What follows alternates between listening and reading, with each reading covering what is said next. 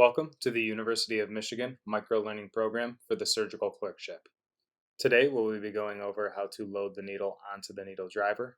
We will start with talking about the position of the needle on the driver, some common mistakes, loading the needle onto the driver itself, and finally protecting the needle and handing it back to the scrub nurse.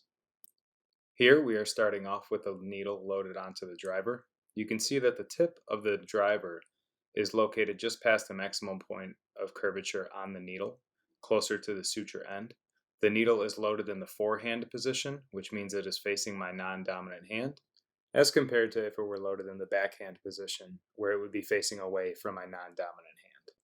The position we have the needle in now provides us with a good traveling distance when we are preparing to suture.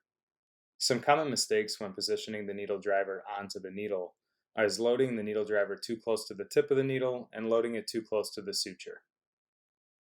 You can see here that we are loading the needle driver too close to the tip of the needle, and that doesn't give us a good traveling length when we're suturing. And now here we are positioning the needle driver too far back on the needle, too close to the suture. And the problem with this position is that when you go to suture and you go to apply force to the needle when going into tissue, you can actually cause the needle to bend. Some key points for loading the needle are to first pick up the needle with the adducens forceps and not your fingers. Stabilize the needle against the patient's body, position the driver just past the center of the needle, and then load the needle at the tip of the driver. So here we are picking up the needle with the adducens forceps and resisting the urge to use our fingers to pick up and position the needle.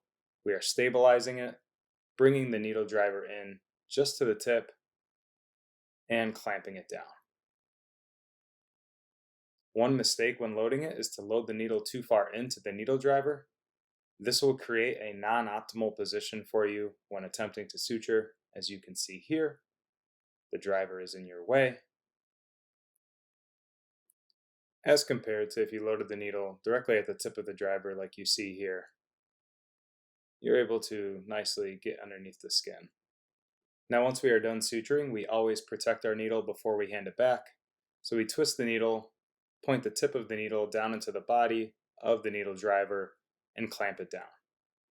Now you look like an awesome medical student right now having protected your needle, but you will sound even better if you say, "Needle back," when handing it back to the surgical nurse. Thank you for your attention, and good luck.